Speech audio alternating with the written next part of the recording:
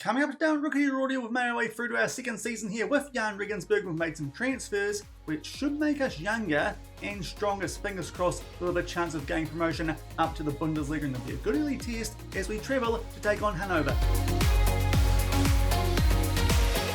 Hello everyone and welcome to episode number 45 of Rookie to Royalty here on Shaun Does FM, still with Jahn Regensburg. I hope you're doing well, and coming up today we'll have the transfer window recap here going into our second full season in the two Bundesliga, and then we'll play our first game of the season where we travel away to take on a Hannover team who are expected to be right up there. Certainly a tough test for us first up here today in the two Bundesliga, but hopefully you guys are looking forward to this off the back of the end of last season. In yesterday's episode, fair to say, it was a pretty chill end of season because we had no chance of going up and no chance of going down either. But if you missed that one and want to see what our initial transfer budget was, which we got late on in that one, I'll leave a link to it over in the top right corner. Also, did our first youth intake here at Jahn Regensburg. We had about 680k to spend, 10k spare in the wage budget. That was before some players retired and were let go on contracts. So I think in the end, it would have ended up being 25k without any transfers that we did make,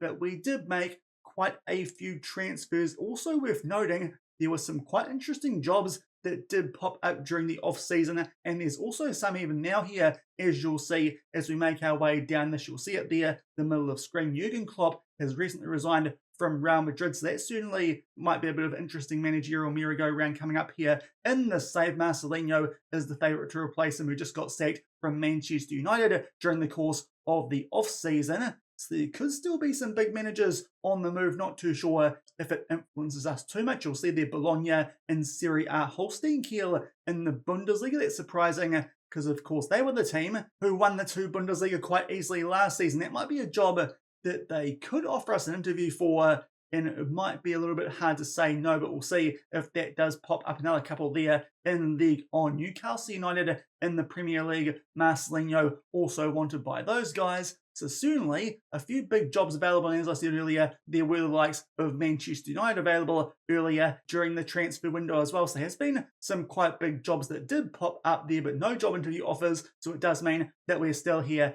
at Jahn Regensburg, which, to be fair, we don't mind too much. We do still have 1 year on our contract though, so I dare say if we get later in the season and haven't been offered an extension, even if we're not doing well, things could get a little bit interesting if that is still the case. But still, here, so let's run through the transfers that we have made now. You'll see there's a few transfers that might be going through. That's just because we still have £2.2 million to spend and 43k spare in our wage budget. We've got a loan out going there in Ilkay Sahin, a right back who did get a game very late last season. That was when I think Christian VA was out with a bit of an injury or a suspension. But two players that we might add to our squad, Stepjan Pavlicic might come in from Mainz for 950k. A squad player there who'd come in and do the exact same here, but a bit of an upgrade on someone like Marco Rente, who hopefully we then could look to move on. So he might be a younger, better option that will bring in there at centre-back alongside someone like a Hubner as our rotation players. And also Lino Sousa might come in as a new backup left-back, a little bit better than Brian Hine, who we then could potentially look to move on. So a couple of players that we might look to still bring in here at Jahn Regensburg, say might. We're in the process of trying to add. He looks quite handy, especially on a free, does the former Aston Villa man. So you'll see there might be 950k that we let go of with the wages coming in of 20k. But even still, there would be a fair bit left in our transfer budgets. Obviously, that does mean that we've sold a fair few players over the course of the off-season. We'll just go back a season first and see how many of these did tick over into the start of last season. And some of them do in terms of the outs. Just the first one there, and it was Lukas Subotic, who did depart for 180k. If you watch the last couple of games from last season, especially the Magdeburg Mainz episode, you won't be surprised that we got rid of this guy, because he had an absolute shocker in that game, which killed any hopes we had of promotion up to the Bundesliga. 180k to get rid of a player that got picked up, I believe, on a free by the previous manager, and only played 3 games for us last season. Thank you very much, TSC from Serbia. So Lukas Subotic is no longer here at Jahn Regensburg. Not too disappointed with that, because that game he had against Mainz, I think it was, absolutely costly, but that did seep over into last season. That's the only one, though, that is in that category, though. So now we can move forward into this actual off-season that we've just had. We'll start off here with the out. You'll see over there on the left-hand side, most of the transfer business that we did, we got done very, very early. But the outs, Acer Abbas, as we suggested, we were looking to move on quite a few of our wingers because they weren't looking too good, underperformed last season, and we're getting old. So we sold most of them. Acer Abbas being the first of them. He's gone to Al Twoon over, I believe that is in Saudi Arabia. Indeed, that is the case for 1.6 million. 29 years old. He was okay last season, did play 107 games for the club, but I thought a good time to move him on. So we've cashed in there on Acer Abbas for a fee of 1.6 million. Big profit there for the club after they signed him for 400k off of Chaves in Portugal. So a good deal there, I think, getting rid of an aging Acer Abbas, who was a bit fair last season. Did drop him from the team for the second part of the season for the likes of Max Meyer as well. As Shaun going down a bit further, Nick Booker we sold to Arminia Bielefeld for 475k. Was a backup right winger here last season and did a pretty average job. So after only one season, we've let go of him there to Arminia Bielefeld. Let's hope that won't bite us too much, but I'm pretty sure those guys might have got relegated. Indeed, they have, so certainly won't have to worry about that in this upcoming season. Not too sure how Free League team there got some friendlies against Chelsea and Arsenal, but they got pumped anyway. But Brighton Booker is now at Arminia Bielefeld down in the Free League, so I suppose that is actually quite a good transfer if that's his level. And then the biggest sale that we made, Richmond Tashi to FC Tokyo for a flat 2 million.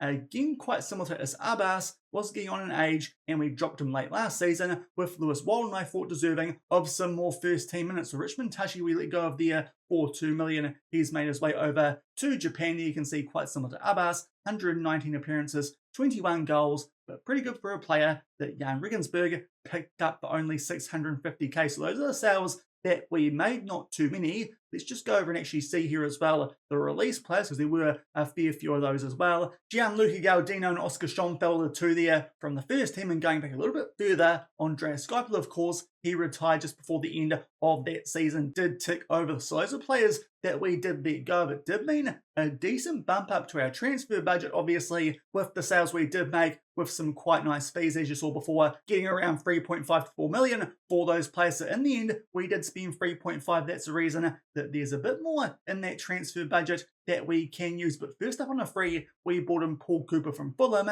He looks like a quite handy replacement for a potentially departing Marco Rente. He's quite similar in terms of the role he can do. 2-star current ability for a half-star potential. I thought he was quite a good pickup on a free from Fulham. So we got that sorted out during the course of last season. He joins us on a free. So fingers crossed that Paul Cooper we can use when we need to if we get some injuries at centre-back and bring him up from the under-19. So that a little bit there of extra cover down in our youth team, who, to be fair, did really well last season. Our youth team, they only lost, I think, one game and just did enough to win the league, which is a bit surprising considering that we changed tactics so much in the first half of the season.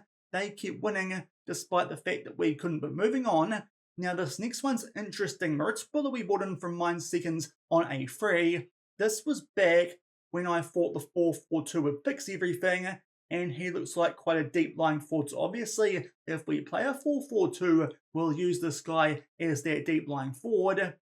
If it turns out to not be that good for us, though, he could be in trouble with that regular starter playing time. So we'll see how he does get on. Can't finish his dinner too well with only 8 finishing, and his strength's a bit average, but the other attributes are quite good. So looks like a quite handy hold-up striker there, does Moritz Buller, who we've bought him from Mines on a free. Fingers crossed we can get the 4-4-2 working this season, and he could be quite useful. Then we got the replacement in for Acer Abbas at left wing, Matthew Stollery from Aston Villa. For 600k, it's a little bit of a risk, I suppose, with that left foot only being reasonable, but 2.5-star current ability, 5-star potential, albeit only 4 of that is gold.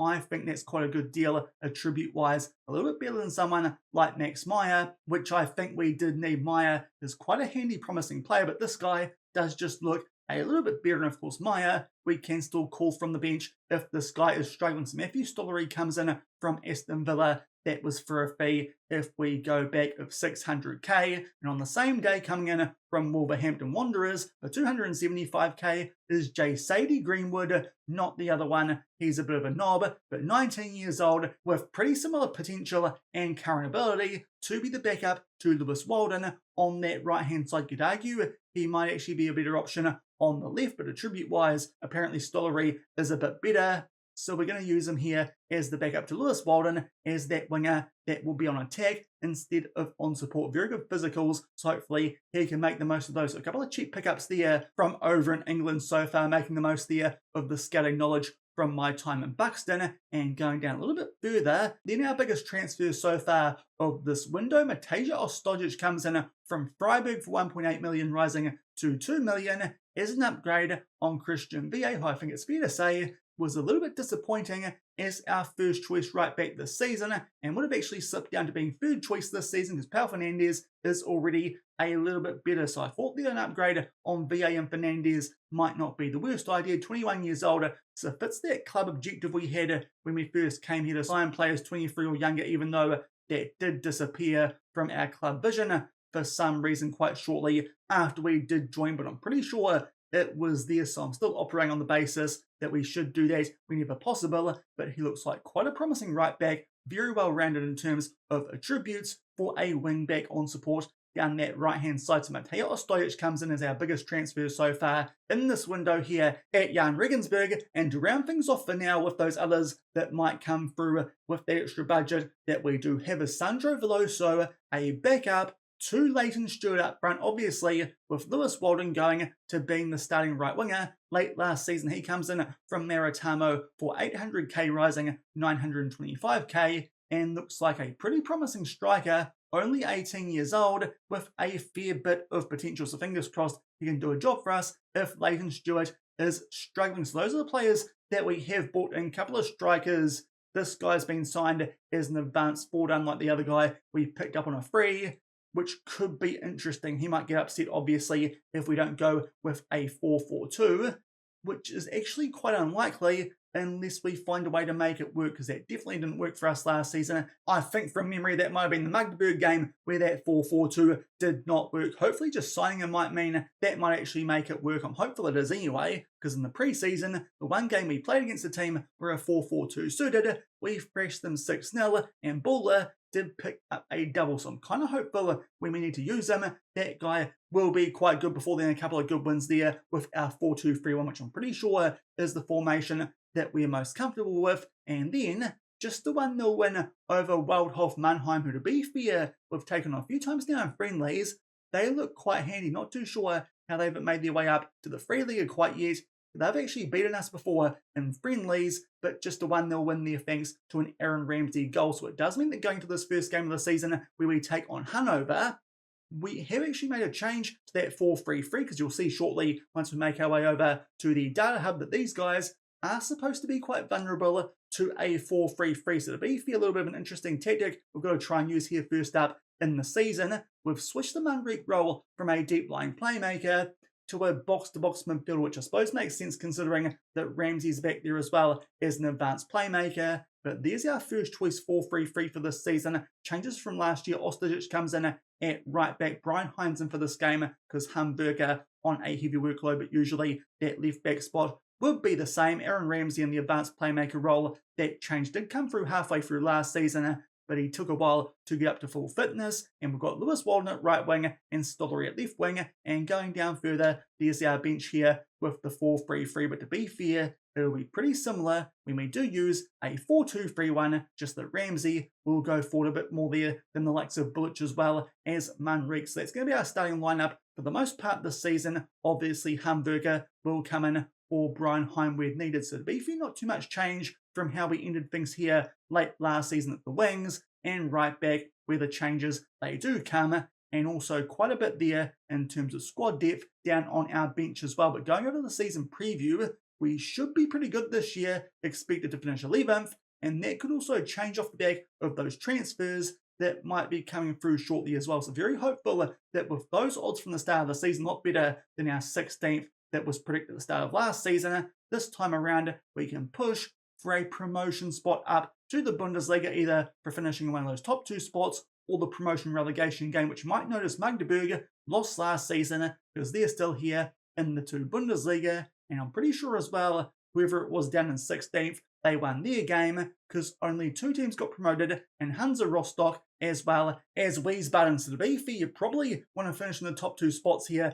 in this Bundesliga, and hopefully that will do the job for us in getting up to the Bundesliga, and then maybe get some more interest from some bigger clubs if we feel the need to move on. But first up, we take on this Hannover team who sit in 5th, so certainly a team expected to do very well this season in this Bundesliga. Their preseason form is quite good, as you saw before. They're supposed to be vulnerable to a 4-3-3. Hopefully that switch there of the Van Reek role might get it going a bit better than it did in that friendly I did just play. But these guys do look like quite a handy team. We took them on a couple of times last season. Let's just check how it did get on when we did take them on, and we did pick up a win and a draw. So to be fair, actually did quite well against these guys last season. Let's just see if we can find a way here to see what tactic we used. Unfortunately, we cannot. In fact, yes, we can. Let's go over here and check out the score lines from these games once they eventually load up. And it looks like we actually went there with the 4-2-3-1 for the game that we bet them 2-0, despite the fact that Aaron Ramsey did get injured. And before then, a 2-2 draw. Let's just see what formation we have for that game. Yet again, a 4-2-3-1. So a little bit surprised, actually, that they're saying the 4-3-3 is the formation they should be the most vulnerable against. We'll see if that actually does pay off here first up in today's episode, but certainly a tough test for us here away from home on the opening day of the season. Thankfully, no injuries, just that heavy workload which Hamburger is on. So hopefully get off here to a good start to our second season at Jahn Regensburg. Certainly, we should be sorted from the start here with our tactics. It's just the fact that we need to get off to a better start in terms of results on the field and continue that good momentum we did start to build up late last season. You'll see that Carlos Manrique is a little bit iffy in terms of his tactical familiarity. It's obviously because we switched it off the back of that 1-0 friendly win. Just to think there that we probably need to make a change to try and get this tactic working a little bit more. Might need to do that as well with the 4-4-2, but fingers crossed maybe the 4-4-2 might not be needed as much this season, but a 6-0 win in a friendly does suggest actually that tactic might cook a little bit more than this 4-3-3 does. But fingers crossed here this doesn't backfire and we start off the season with a decent result, albeit dropping points against Hannover away would not be the end of the world, but certainly confident going to the start of this season a lot more than last season with that vertical tiki-taka, because that was a blimmin' terrible idea. Not sure I was smoking a couple of weeks ago when I thought of that going into the first game with a new club expected to finish down in 16th. Fingers crossed that now, with the slight adaptation to the Buxton base, which, as I said, we really finished off last season strongly with, we can get off here to a much better start. Should be nowhere near that relegation zone last season, and then we rose up to 7th during the course of that late season form run. I'm hopeful this time there might be a chance with a stronger squad that we can gain that automatic promotion up to the Bundesliga. But unfortunately, Hannover here are on the attack early. Aaron Ramsey there with a pretty average effort to try and clear that ball away. It's a lovely through ball there to Seb. They don't even check for offside. Oh dear, this 4-3-3 might not last too long. We might just be a 4-2-3-1 team for the rest of the season. If this continues, it's a dreadful start, just not getting wide enough near on some of their players. It's a wonderful through ball there, and Seb can put that one away. Carstens does get caught out, but to be fair, it's a wonderful run and a wonderful pass, and we get hit early there, and we go 1-0 down. Now Stollery picks up an orange injury as well, so certainly not what we're after here in our first game of the season, off the back of a really strong end to the last one, including that 2-0 win we picked up over Hannover. So this would be a little bit of a step back, maybe. Some of the players that we have signed still getting used to how we do things here with this Jahn Regensburg team. Again, Hannover are on the attack, thankfully just tipped out there by Lukic, but certainly on the back foot early, which is a concern. They have a corner here, thankfully. Carstens this time will head that one away. They're on the back foot, and thankfully that highlight does come to an end. Fingers crossed here we can get Stollery through to half time and not waste one of our subs. But halfway through the first half so far, it's been completely Hannover, but thankfully a good foot in there, and we get this ball back. That pass there off the money, but Bullic, that's much better. We pick out Walden there down our right hand side. Ramsey plays it out there to our new right back, and Ostiach pulls that one across nicely for Carlos Manrique pretty much from the spot. who can't hit the target. So unfortunately, still used to that box-to-box midfield role might take him a little while to adjust. But all of a sudden, stats-wise, we're making our way into this game. We've got a throw in here just inside of the opposition half. Ostojic there will link up with Ruslan and gets it back. He goes backwards there and plays it back to Ruslan, probably our key player here with Jahn Regensburg, the young Georgian international in story. We'll try and put that one top right corner. It comes off the woodwork, but doesn't quite make its way into the back of net. So it definitely is the closest we've come so far to good chances now through both Manrique and through Stollery. That injury might have affected him there with that shot, which wasn't quite on target. We improved off the back of that first goal that we conceded, but unfortunately a poor start, which to be fair, can be a theme with this Buxton base, and it proves costly. We are 1-0 down, so fingers crossed here can find a way to improve in the second half. We'll make subs there at left wing, and up front Greenwood will come on out left, and it will be Veloso who comes on for Leighton Stewart. Fingers crossed he doesn't do that for the rest of the season, because he was pretty average last one, only 9 goals for £2.6 million. He really needs to prove his worth this season here at Jahn Regensburg. But Hein here on the attack will pick out Veloso. A good chance, I think, there, though, it got deflected and made its way onto the wall because Hein here takes the throw in quickly. But the highlight does get cut off, so unfortunately, nothing doing off the back of that good chance to Veloso early there in the second half. So far, our strikers letting us down here just a little bit because we are creating chances, just not quite hitting the target enough. But now again, we go out left here to Brian Hein. He picks out here Greenwood in a wonderful spot.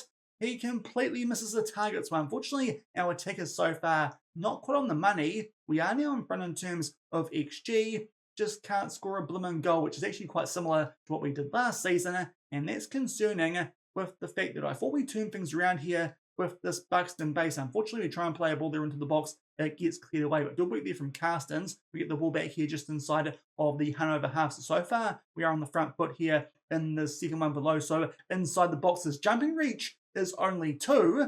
But for some reason, he's been pushed over there, I think, by Sadiq I, and he might have earned us a penalty. So thankfully, Veloso doing a bit more than Leighton Stewart, despite the fact they really shouldn't push him because he can't jump. But it's a chance here now for Manrique to turn around his average rating. From the spot, he buries that one nicely to a powerful effort into the top right corner, and we make it 1-1. And to be fair, off the back of the first 20 or so minutes of this game, we have looked a lot better with this 4-3-3. So fingers crossed now, might be able to wrestle the momentum away from Hannover and pick up a win away from home on the opening day of the season. Albeit to say that, now it's Hannover who do the throw. So far, once a team score, they do end up on the back foot. Good chance there, not too sure what our defenders are doing. They're giving them so much space inside the box, but thankfully Lukic comes up with a big save, and again, they get open quite easily inside the box, but thankfully the header does just go over the bar, and a few minutes later, they've got a throw in inside the final third. Hein there heads it away, but unfortunately,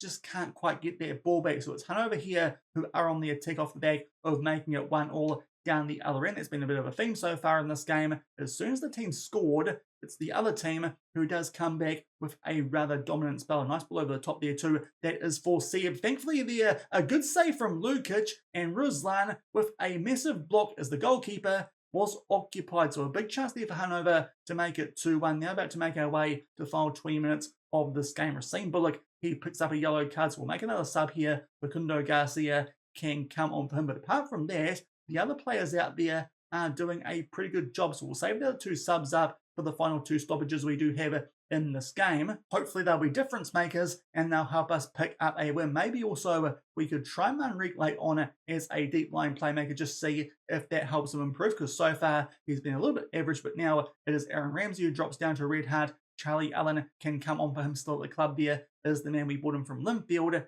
to be a squad player. Thankfully, that did work out eventually. And now, with our final sub, Brian Hein goes down to a red heart. Did play quite well, but Tim Hamverker, very suited that wing back on attack out left. So fingers crossed he could be a big difference maker late on in this game as we make our way to the final 10 minutes. Unfortunately, we're doing okay keeping up here with Hannover in terms of shots overall, but shots on target, they are letting us down. About to make our way here into the final 5 minutes. Let's just see if a deep line playmaker for Manrique might just suit him a little bit more while he's still learning that role. And also, let's just up that tempo a little bit more and see if that might make the difference late on here in this game like it did with Buxton a few times. But unfortunately, not much has happened. A very late free kick though to Hannover. Fingers crossed they won't FM us here late. This feels very deep. They pass it backwards. Referee, blow your whistle. But Hussein here, he is on the attack. Some good dribbling. He takes on a shot, but thankfully he drags that one wide. There'll be a goal kick, but thankfully eventually the referee does blow his whistle.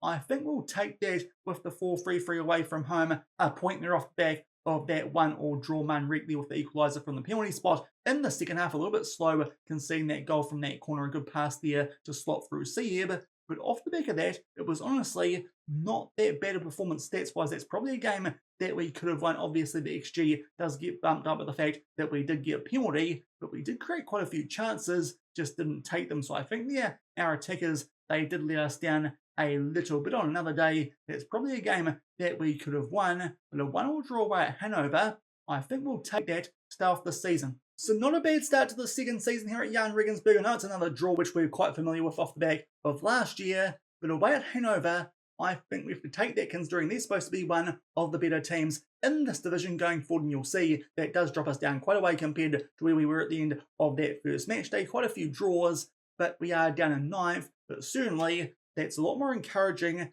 than the first game we played last season with that vertical tiki-taka. So fingers crossed our Buxton-based styles here with the slightly higher tempo can get us promoted up to the Bundesliga this season, and then that might make things very interesting for next year in this Journeyman save. Also, the next opponent that we take on in Glufafurfa are definitely a team that we should be aiming to beat. That one at home predicted to finish 15th. They actually beat Magdeburg on the first day though, but that game apparently we should be going with a 4-4-2, and the only issue that we have with that now is if we go over and have a look at not the tactics, our medical centre, the bloke we brought into play as a deep lying forward has twisted his ankle and is out for 3 to 5 weeks, and unfortunately he was the only guy we actually signed to play that role. So maybe that's what we're going to actually use the rest of that transfer budget for, to make sure that hopefully that 4-4-2 will work, because definitely if we can't get past a team